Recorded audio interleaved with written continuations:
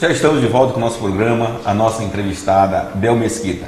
Bel, eu te perguntei, quando você chegou aqui em 84, né, as principais dificuldades naquela época de poder ir para a região aí do CDR1. O que você encontrou de maior dificuldade? Gente, ele é muito doido, né? Você sai de São Paulo, chega aqui. Eu não tinha ideia do que era. Eu cheguei no CDR1. E isso eram árvores pegando fogo, porque quem estava colonizando esta região tinha por obrigação desmatar 50% dos seus lotes. E como desmatar toda esta área em tão pouco tempo? Então era corte. A gente ouvia de longe o som das motosserras e as árvores caíam. E é o fogo que consumia tudo. Isso para mim foi um choque antes de encontrar o Faisal, porque de vir para Marabá, para cá, eu não tinha ideia. E eu estava passando para ir para o CDR1 no meio de todas essa fornalha, na verdade, que estava ali. E encontrar o Faisal no meio do mato, numa cabana, digamos assim, com tanta gente para fazer consulta, porque para eles pegarem os lotes também tinha que passar por um exame médico. Então, esta imagem fica para mim como a imagem daquilo que eu olhei e falei, acho que aqui é o meu lugar. E foi que quando nós decidimos que nós ficaríamos aqui, foi o voo de um tucano que me ajudou a decidir. Eu falei, Faisal, olha o tucano. Ele levanta o voo e cai. E ele levanta o voo e cai. E assim ele vai. O máximo que vai acontecer é a gente, ao levantar o voo, cair. Mas a gente vai continuar levantando o voo. Não importa. Esse vai ser o nosso mote. Então, essa dificuldade inicial, depois foram se somando outras. Não tinha gás, né? Tinha época que não tinha gás. Quando chegava o caminhão de frango congelado, era filho que ficava. E aprendi a fazer pão, aprendi a matar pouco, aprendi a criar pouco. E tudo isso é uma coisa que estava fora daquilo que eu enxergava para a minha vida. Mas foi uma construção de uma vida muito linda. Bel, muitas pessoas às vezes veem, Bel foi prefeita, foi deputada, não sabe a verdadeira história. Principalmente as que chegaram aqui nos últimos 10 anos, por exemplo, não sabe que você realmente desbravou esse município. No nosso linguajar, a gente fala, arrancamos tocos. Eu, por exemplo, cheguei em Parauapebas em 84 também, e logo depois meu pai mudou para cá em 85. Desde 85 também estou em Parauapebas. Então nós conhecemos a verdadeira história de Parauapebas. E você, como foi prefeita, me fale um pouco sobre a emancipação desse município, porque as dificuldades existiram na questão da sobrevivência, de estar lá no meio do mato, do Faisal estar consultando, de você ser uma psicóloga, você estar ajudando as pessoas no dia a dia. Agora vamos tratar da questão política. Muitas pessoas, você que está em casa nesse momento, não sabe como foi realmente a emancipação do município. Eu também faço parte dessa história. Parauapebas foi emancipado em 88. E na tua visão, como foi aquela dificuldade de nós podermos emancipar Parauapebas? Olha, naquela época eu morava na Andrade Gutierrez, que hoje é ali, chamava Vila Palmares, inclusive. E o burburinho político que acontecia no Rio Verde. E as questões, porque estava ainda sendo construída a parte da Cidade Nova. Essa ebulição de todos que estavam, outro dia eu estava ouvindo uma entrevista, inclusive, do Chico Grilo, era uma questão, você imagina, ia ser uma emancipação, quer dizer, queríamos. Marabá não queria. Mas Curionópolis queria e Parauapebas queria.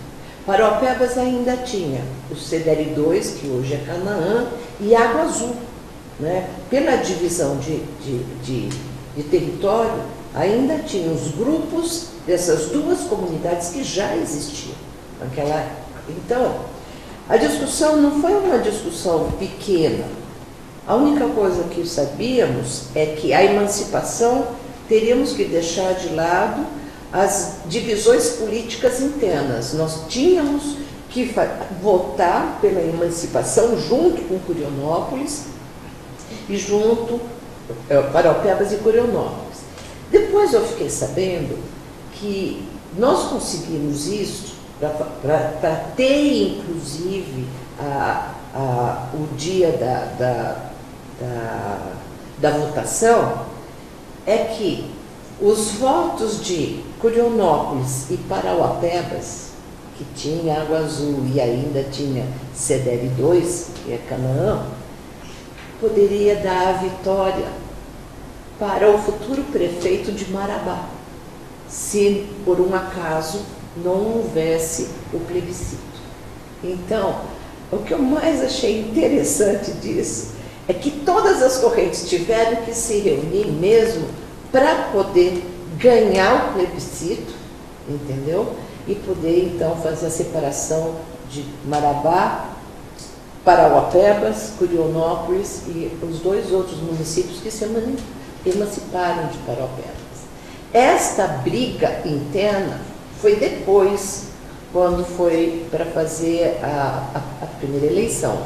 Mas na hora da emancipação era todo mundo junto. Eu, na verdade, estava um pouco longe, porque o Faisalzinho nasceu exatamente nesta época. E eu fui ter o neném, que eu já estava com 36 anos, eu fui ter o Faisalzinho lá em São Paulo. Quando eu cheguei, eu já cheguei na campanha. E ó, dali, o Faisalzinho conheceu todas as casas de Paraupebas, porque ele mamava no peito, não tomava água. Então, o tempo todo, eu visitei todas as casas. E o Faisalzinho junto. Eu me lembro que foi em abril de 88, né, que nós íamos para a rua entregar o papel para que todo mundo pudesse votar no plebiscito do sim. Eu fiz parte dessa história também. Eu entreguei panfleto na Rua Curió, que hoje é a Avenida do Comércio. Mas, Bel, tem mais um depoimento de uma pessoa muito especial que quer falar com você. Assim, a Bel, durante o tempo eu peguei o final da primeira administração e a segunda administração inteira. Na época eu apresentava o Liberal Comunidade, um programa que foi muito importante aqui em Parauapebas, e a Bel, por várias vezes, foi uma das minhas entrevistadas. Inclusive, assim, eu acho que eu fiz a última entrevista oficial dela antes dela entregar, na época, o mandato para o Darcy, então eleito Darcy, né? E assim, uma das entrevistas, entre as tantas que nós já fizemos, uma que me chamou muita atenção e que eu guardo com muito carinho, foi quando ela recebeu um prêmio de prefeita, não lembro o nome do prêmio, mas de forma que ela foi para a Itália, fazer uma viagem para a Itália, foi para Roma. E nessa viagem ela esteve com o Papa, na época João Paulo II. E isso a deixou muito emocionada, e ela chegou muito ainda carregada daquela emoção de ter conhecido o Papa, de ter trazido muitas ideias e muitas bênçãos para a cidade. E assim, eu me recordo que nessa entrevista, inclusive, ela falou que o que mais tinha chamado a atenção dela durante essa viagem pela Europa é que as cidades de lá, elas eram muito representadas por monumentos. Assim, as cidades tinham praças e as praças contavam, através de monumentos, a história da sua cidade. Aí foi quando ela trouxe para Parauapebas a ideia de desocupar a então Feira do Rio Verde e fazer com que aquele lugar se tornasse uma praça com um monumento feito por um artista da cidade que representasse a história da cidade. E dali surgiu a Praça da Cidadania, a Praça do Cidadão, como muitos chamam, que tem aquele monumento dos imigrantes, que é um monumento muito bonito, por sinal, e que representa as pessoas que aqui chegam, as famílias que chegam diariamente em Parauapebas em busca de oportunidade. Então, assim, por trás da criação da praça, da existência da praça, tem toda uma história, assim, de muito carinho, de muito estudo, de muita dedicação, que na época ela foi buscar longe para trazer para Parauapebas. Então, assim, é uma referência forte que Parauapebas tem da presença e da administração dessa grande mulher aqui na nossa cidade, que sem dúvida faz parte da nossa história. Bel, nós terminamos de ver um depoimento da Amparo Borges, né, que você trouxe principalmente a questão da inspiração da Praça da Cidadania, uma viagem que você fez ao exterior. No momento você foi agraciada com um prêmio como a melhor prefeita da região norte, né? E me conte um pouco sobre o depoimento da Amparo. Eu quero agradecer a Amparo. Eu acho assim, achei muito interessante isso, porque a gente não tem ideia em que momento você tocou o coração de uma pessoa, ou uma palavra que você falou pegou mais forte. E realmente isso daqui pegou muito, porque a Praça da Cidadania, ela realmente aconteceu isso. Eu estava sentada no chão, na frente do Coliseu, e aí eu pensei, gente, eu estou aqui, nós estamos aqui visitando a história da Itália. E por que consideram que fazer uma coisa bonita é uma coisa de gastar dinheiro à toa? Isso não, isso é uma coisa que nos dá prazer, é uma comemoração, é um marco. E quando eu cheguei aqui, chamei o Rai, que foi o arquiteto de quase todas as obras que nós fizemos naquele período. Falei, Rai, vamos fazer uma coisa assim. E não é que eu encontrei o desenho do Rai esses dias, sabe, mexendo nas coisas, falei, olha aqui. Foi assim, sentado no chão, nós dois, no chão. Não foi em cima da mesa, no chão. Entendeu? Tem um rabisco assim, é isso aí. Tanto que a Praça da Cidadania, ela é redonda, né, assim, e tem a escadaria e embaixo é vazio. Quer dizer, é um teatro de arena, tá, que você pode estar aqui embaixo e assistir o que está acontecendo em cima, no palco, ou você senta na escadaria e pode ter um evento aqui embaixo. Infelizmente, as coisas você pensa de um jeito, mas nem sempre as coisas acontecem, porque é a comunidade, a sociedade que dão uso a qualquer coisa que você faça. Então, quero mandar um beijo aqui para mim. Mas, voltando aqui ao nosso assunto da emancipação, que você colocou, também as dificuldades, mas o teu primeiro emprego como funcionária pública no município de Paraupebas foi na FASC. Foi em várias ações, eu acompanhei muito, principalmente de todas, mas eu admirava muito a questão de como era conduzida a FACIPA. Então imagina, Bel, você assistiu um show da Ivete Sangalo por 1 quilo de alimento não perecível? Então, me conte para mim e para os nossos telespectadores, como foi fazer todos aqueles eventos, você na direção da FASC? Eu vou pedir licença para retroceder. Primeiro, uma cidade que virou cidade, de uma hora para outra. Não tem prefeitura, não tem mesa, cadeira, não tem lápis, não tem papel, não tem telefone, né? Não tem gente para trabalhar, não tem dinheiro para pagar funcionário, não tem nenhum documento que diga que isso é cidade, que este terreno é seu, na cidade de Paraupebas, porque não tem cartório. Então, seu primeiro prefeito, como foi o Faisal, não é simplesmente entrar no dia 1º de janeiro, senta aqui, vamos lá, entendeu? A primeira reunião dos vereadores foi feita em cima de 2 tábuas, em cima de um cavalete, e cada um trouxe o seu banquinho de casa. Essa foi a primeira reunião dos vereadores para poder, inclusive, começar a discutir como é que seria. Não se sabia qual era o recurso que Paraupebas tinha. Então, quando você fala assim, você foi um emprego na FASC, não tinha FASC, não tinha secretaria, não tinha cargo público, não tinha nada. Quantas secretarias teriam que ter? Aonde que todo essa coisa, essa organização, não foi simplesmente dia 1º de janeiro está tudo pronto. Tinha. Começou do zero, né? Mais do que zero, do anterior ao zero, entendeu? Porque, inclusive, para pegar os documentos que estavam em Marabá, da coisa territorial, trabalhar com a questão do INCRA, né? Porque aqui quase tudo quase tudo era área rural. Tirando a Cidade Nova, que tinha sido um acordo com, naquela época, Getati, né, INCRA depois, tudo era, não tinha, só a Cidade Nova era uma coisa que tinha delimitações e você era dono daquele espaço, o resto ninguém era dono de nada. Então, ao trabalhar com esta área de organização administrativa da prefeitura, a área social, da experiência que eu trazia de São Paulo, de trabalhar em desenvolvimento social no interior de São Paulo, uma coisa eu tinha certeza: colocar a área social na mão das tais primeiras damas era realmente não ter segurança de se ter o desenvolvimento social, mas um desenvolvimento que seria político, mas não necessariamente social. Então, a fundação, ela veio para isso, para ela tinha um corpo técnico, ela era votada a presidência da FASC, entendeu?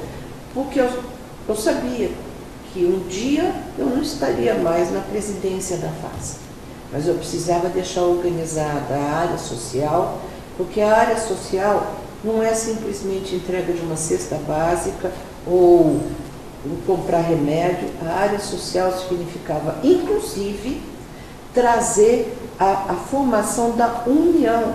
Nós não nascemos aqui. Nós tínhamos raízes em outros lugares. Como você une um povo? Como você junta as pessoas para construir uma cidade? Não tem lei.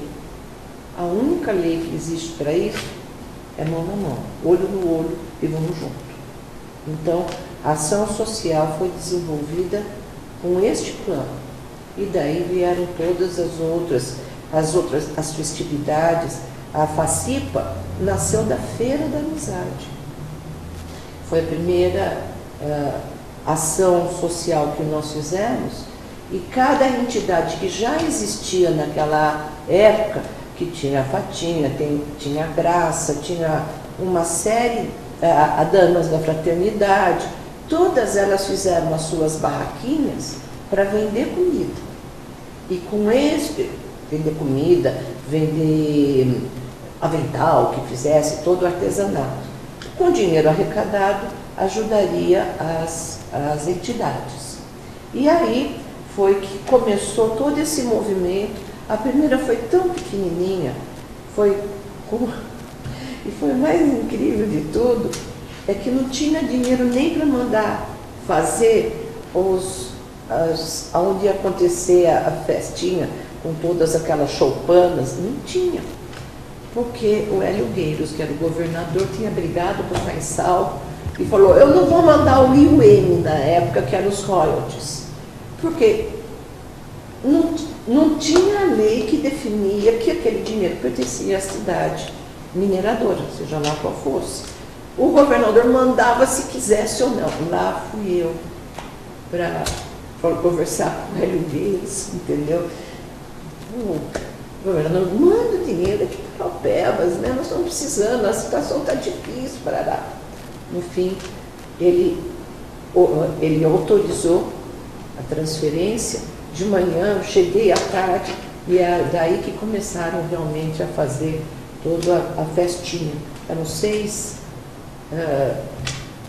sei lá, nem como é que chama, choupaninhas, entendeu? Mas olha, o Genival foi lá, tocou, era 9 horas da manhã, a gente estava ainda comemorando, só que não mais ali. Fomos comemorar a festa, que foi muito boa, depois no pit dog do Jorge. Você lembra também? Lembro. Uma coisa boa. Meu, muitas lembranças boas, né? Principalmente nos que diz respeito à FACIPA, né? Então, mas você trabalhou algum tempo na FASC, e quando terminou o mandato do Faisal, você foi embora de Parauapebas. Eu, particularmente, soube que você teria ido para Belém, entendeu? O que a Abel fez em todo esse tempo fora de Parauapebas? Eu voltei para cá, na verdade foi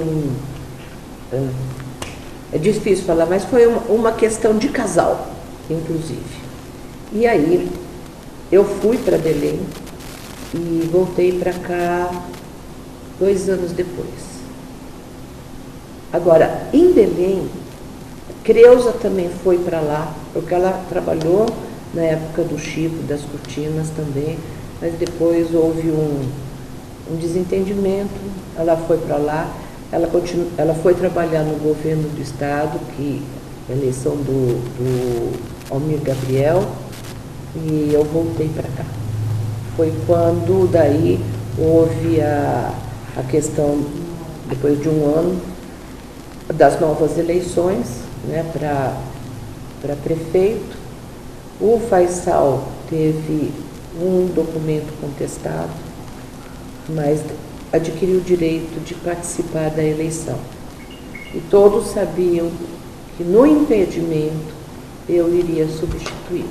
Isso em todas as reuniões era dito e conversado e tudo mais. E foi o que aconteceu. Eu virei prefeito, mas o que tinha por trás disso tudo é a continuidade de um trabalho que tinha sido iniciado lá na frente. A minha formação é de planejamento estratégico em desenvolvimento social. Então, foi isso que eu comecei a trabalhar daí como prefeito. No próximo bloco, você vai saber o que fez Abel ser prefeito de Parauapebas. Nós já conversamos sobre a questão dela na FASC, falamos sobre a vinda dela para Parauapebas, a dificuldade, mas você não sabe o que fez Abel ser prefeita. Nós vamos tomar um suco rapidinho, nós já estamos de volta.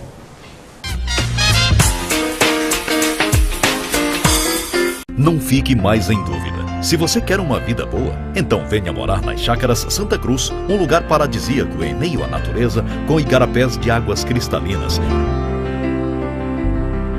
e a segurança e o conforto que você precisa para a sua família viver bem.